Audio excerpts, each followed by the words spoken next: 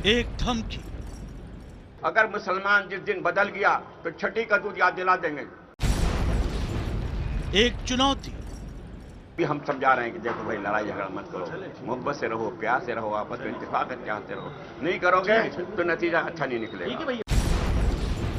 गुनाह की सलाह, तो तुम्हारे घर पर कोई आए तो फिर अपनी जान माल की हिफाजत के लिए जान को मार डालना, मर जाना, मार देना, मर जाओ और मार दो।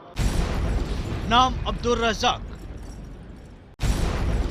काम धर्म की इबादत। जी हां, धर्म की इबादत, यही है इनका काम।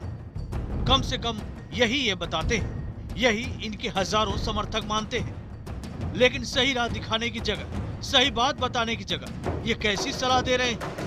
ये तो धमकी देने पर उतारू है। ऐसी राह दिखा रहे हैं जो शांति नहीं, अमन नहीं, बचाव के नाम पर खून खराबे की राह दिखाता है। सुनिए क्या कहा उन्होंने। अगर मुसलमान जिस दिन बदल गया तो छठी का दूध याद दिला देंगे। क्योंकि हमारी वतन के लोगों में इतनी बहादुरी नहीं जो मुसलमान बहादुर है। अभी हम समझा रहे हैं कि देखो भाई, लड़ाई झगड़ा मत करो, मोहब्बत से रहो, प्यार से रहो, आपस में इत्तेफाक करके आते रहो। नहीं करोगे तो नतीजा अच्छा नहीं निकलेगा। सुना आपने, वतन के लोगों में उतना हौसला नहीं जितना मुसलमानों में। तो क्या मुसलमान भारतीय नहीं? क्या मुसलमान वतन परस्त नहीं? भोपाल में आयोजित एक सम्मेलन में बोलते वक्त जमीयत उलेमा ए हिंद के मौलाना अब्दुल रज़ाक भूल गए कि वतन सरहदों से नहीं, लोगों से बनता है, आवाम से बनता है। और ये मुल्क जितना हिंदू का है उतना मुसलमानों का है, वो भी इसी वतन के लोग हैं। अब जरा मौलाना अब्दुल रज़ाक के विवादित बयान का दूसरा हिस्सा सुनिए। हम मुसलमानों से कहते हैं लट चला, कई मत कह चुका हूँ। घर पे तुम्हारा, तुम किसी घर में मत जाना, किसी की बहन बेटी को मत सताना, चोरी मत करना, बुरे काम का बलात्कारी मत कर। लेकिन तुम्हारे घर पर कोई आए तो फिर अपनी जान माल की हिफाजत के लिए जान को मार डालना, मर जाना, मार देना, मर जाओ और मार दो। सब बात ये इसी नतीजे पर आएंगे। मौलाना ने एक सही सलाह दी, किसी के घर में घुसना कोई अपराध नहीं करना। लेकिन उन्होंने ये भी कहा कि कोई घर में घुसे तो छोड़ना नहीं। मौलाना की विवादित बयान सामने आने के बाद इसका विरोध शुरू हो गया है।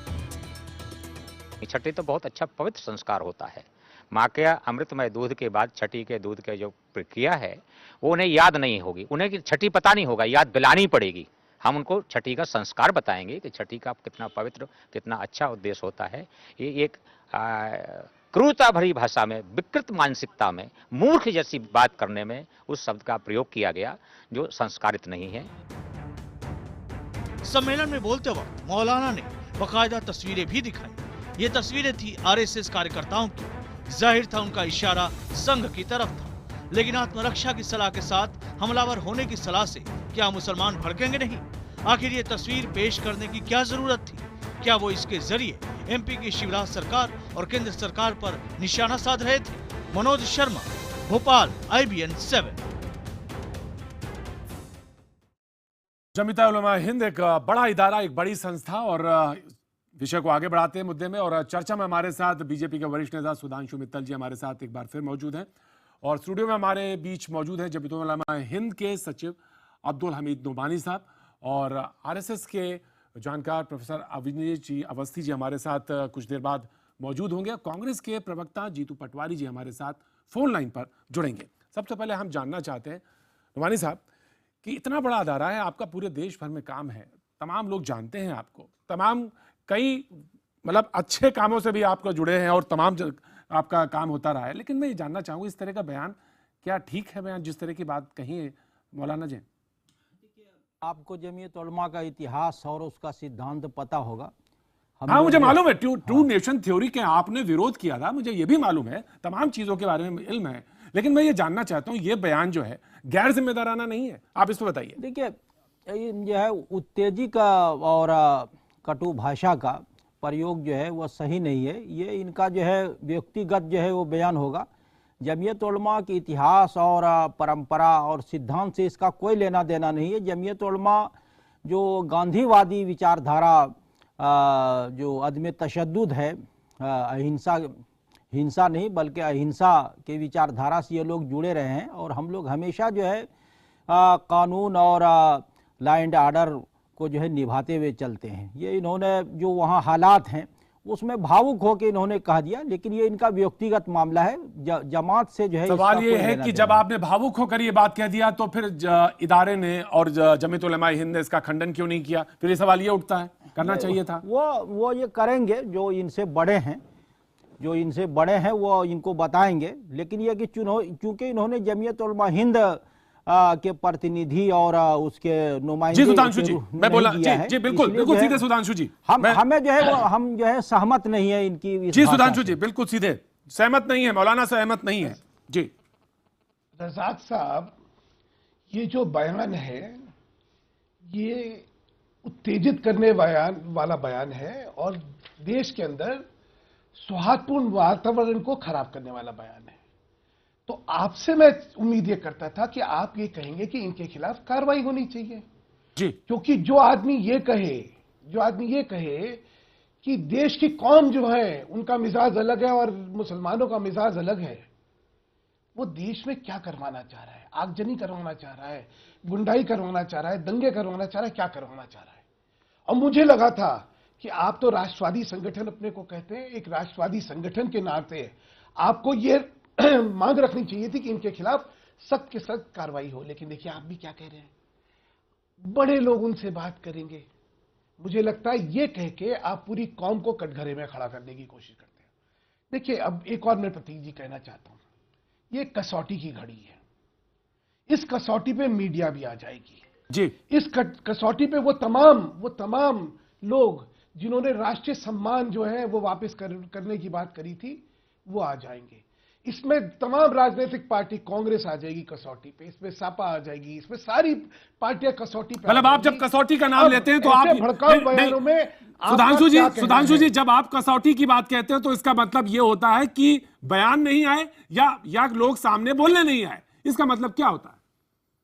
मेरा ये कहना है कि लोग सामने होके एकजुट में ये कहने नहीं आए कि ये जो है देश के खिलाफ बयान है, ये देश के अमन शांति को भंग करने वाला बयान है और ऐसे व्यक्ति को फौरन जो है इसके खिलाफ कार्रवाई होनी चाहिए। बिल्कुल। अब नौमानी साहब मैं आपसे इस पे प्रतिक्रिया चाहूंगा कि आपकी तरफ से कार्रवाई की बात क्यों नहीं कही गई, इस पे मैं चाहूंगा। और जीतू जी हमारे साथ मौजूद है, कांग्रेस प्रवक्ता। मैं जानना चाहूंगा, सुधांशु जी कह रहे हैं कि सामने आना चाहिए था, सीधे बोलना चाहिए था, नहीं बोले।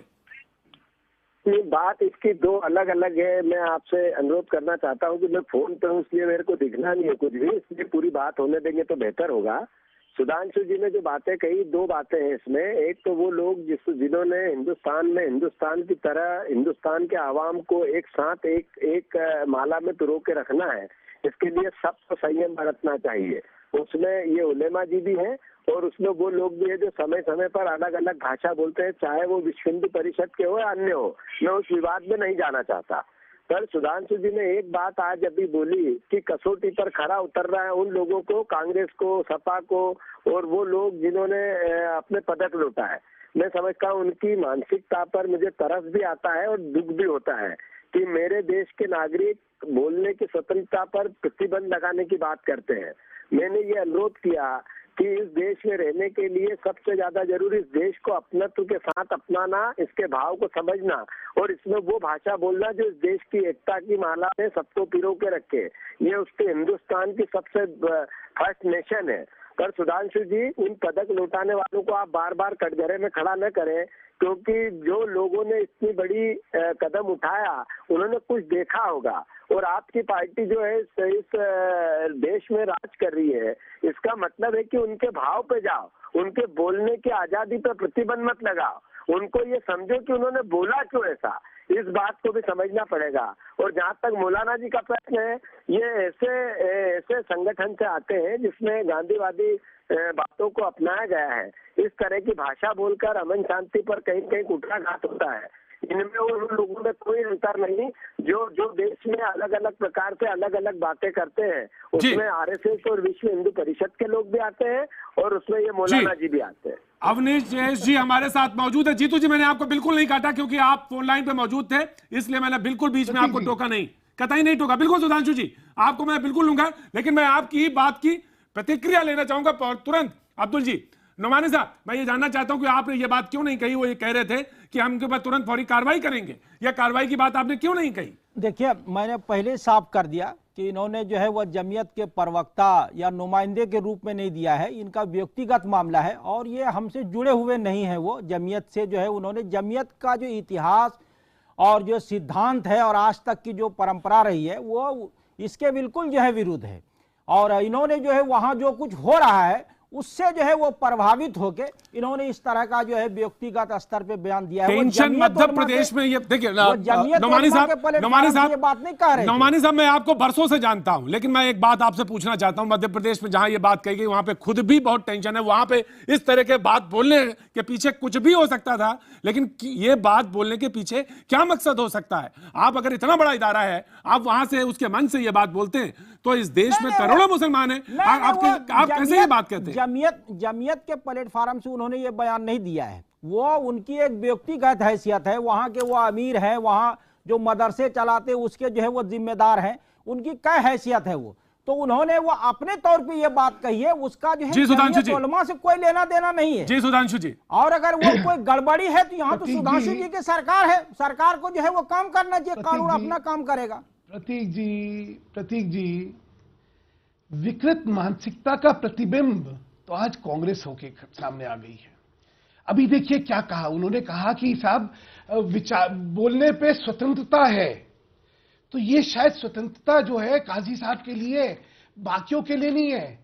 किसी सिरफरे का जब बयान आता है हिंदुत्व को लेके, तो तब ये कहते हैं उनको जेल में कैसे नहीं घुसा, तब ये मैं आपके बीच में नहीं बोला था, मैं आपके बीच में नहीं बोला था। आप में थोड़ी तहजीब होनी चाहिए जीतू जी, थोड़ी तहजीब रखिए, मैं आपके बीच में नहीं बोला था, मुझे मेरी बात रखने दीजिए।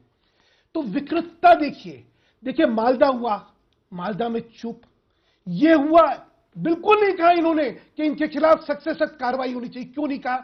क्योंकि ये यहीं पे कहा गया था, ये वोट की राजनीति है इनकी, और वोट मुसलमान का वोट लेना है, इसलिए चाहे मुसलमान कुछ भी कर दे मैं नहीं कहूंगा, अगर हिंदू बोलेगा तो मैं कहूंगा।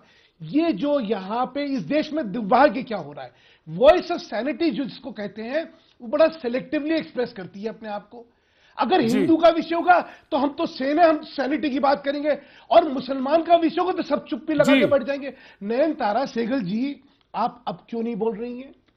आपको बोलना चाहिए। जीतू जी, मैं जानना चाहूंगा प्रतिक्रिया आपसे। संगठन है, जीतू जी मौजूद है, मालदा पे भी बोलना चाहिए, उनको यहां भी बोलना चाहिए। जीतू जी मौजूद है, क्योंकि देखिए कोई भी जना जो है अगर भड़काऊ भाषण दे रहा है, कोई भी जना देश के सौहार्दपूर्ण वातावरण को खराब कर रहा है, चाहे कोई हो, वो गलत है और उसकी निंदा होनी चाहिए और उसके खिलाफ कार्रवाई होना चाहिए। ये एक उसूल है, लेकिन ये सुधांशु जी वैसे तो नहीं सुधांशु जी विकृत नहीं सुधांशु जी, तो फिर तो साक्षी महाराज का भी उदाहरण से सामने आ जाएगा। मध्य प्रदेश जो है वो धार है, किया है, वहां के बारे में क्यों नहीं बोल रहे हैं? भड़काऊ भाषण वर्गिया जी ने जो कहा उसको क्यों नहीं बोल रहे हैं? हमारा इसमें बड़ा स्पष्ट मत है, हमारा कोई इसमें मत नहीं है। जीतू जी बिल्कुल आप जवाब देंगे, बिल्कुल देंगे, आपके पास प्लेटफॉर्म है, आप जवाब देंगे। आइए सबसे पहले एक बार फिर बहस को शुरू करें, मौलाना का वो बयान सुन लेते हैं, उसके बाद बहस को आगे बढ़ाते हैं। जी, के बाद मुसलमानों से कहेंगे हम कि अपने घरों में बैठे रहो, आपके घर पे कोई डाका डाले, चोरी करे, आतंकवाद आए, इतना मारो तो हाथ पर तो डालो, किसी को मत छोड़ना। मुसलमानों से कहते हैं लट चला, कई मत कह चुका हूं। घर पे तुम्हारा, तुम किसी घर में मत जाना, किसी की बहन बेटी को मत सताना, चोरी मत करना, बुरे काम का बलात्कारी मत कर। लेकिन तुम्हारे घर पे कोई आए तो फिर अपनी जान माल की हिफाजत के लिए जान को मार डालना, मर जाना, मार देना, मर जाओ और मार दो। हमारे साथ चर्चा में जीतू पटवारी जी कांग्रेस के प्रवक्ता भी जुड़े हैं, सुधांशु मित्तल जी हमारे साथ बीजेपी के वरिष्ठ नेता भी जुड़े हैं, और आरएसएस के यहाँ पे जानकार हमारे साथ, और जमीयत उलमा हिंद के अब्दुल नौमानी साहब हमारे साथ मौजूद है। मैं जीतू जी, आप कुछ कहना चाह रहे थे सुधांशु जी के बाद में, आप कह रहे थे दोहरा मापदंड की बात कर रहे थे। जी जीतू जी के पास हम चलेंगे, एक बार कोशिश करेंगे, लेकिन हमारे साथ आरएसएस के जानकार अवधेश जी हमें मौजूद हैं। जी,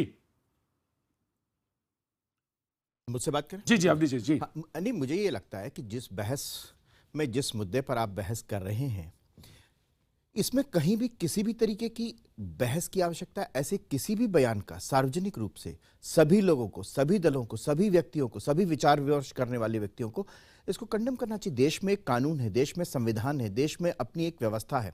अगर इसके बावजूद भी अगर इस तरीके का कोई बयान आता है तो वो देश की समूची लोकतांत्रिक प्रणाली को, संवैधानिक व्यवस्था को, कानून और व्यवस्था को चुनौती देने की बात है। इसमें किसी धर्म का लेना देना नहीं है, मैं मानता हूं। और हम ये मानते हैं कि इस तरीके का कोई भी व्यक्ति जो है वो राष्ट्र के हित में काम नहीं कर रहा, बल्कि राष्ट्र के विरोध में काम कर रहा है। प्रतीक जी, आप जानते हैं कि पिछले दिनों बड़ा दुखद स्थिति है मालदा में और पूर्णिया में जो हुआ। आप सब जानते हैं कि उसमें मीडिया ने कितनी देरी की। एक चैनल के चलाने के बाद काफ़ी दिनों बाद वो सार्वजनिक रूप में वो चर्चा का विषय बना। कुछ चैनल वालों ने तो बाकायदा सोशल मीडिया पे कहा कि हम इसलिए नहीं दिखाना चाह रहे थे ताकि उससे सांप्रदायिक माहौल ना बिगड़े। ये कैसा सिलेक्टिव है? मैं ये सिर्फ कहना चाहता हूं कि ये सिलेक्टिविज्म क्यों है। वास्तव में किसी को, किसी भी चीज को, किसी भी मुद्दे को अंडर द कारपेट करने पर आप समाप्त नहीं कर सकते हैं, ज्यादा फैलेगा। नोमानी साहब इसका विरोध कर रहे हैं, मैं बहुत खुश हूं। नोमानी साहब विरोध कर रहे हैं, लेकिन सुधांशु जी ने एक सवाल उठाया था प्रोग्राम के पहले, और उन्होंने कहा था कि सवाल इस बात का है कि कार्रवाई की बात क्यों नहीं कही। नोमानी साहब, कार्रवाई की बात हो सकती है या आपके कार्रवाई अथॉरिटी करेगी, वहां इनकी सरकार है।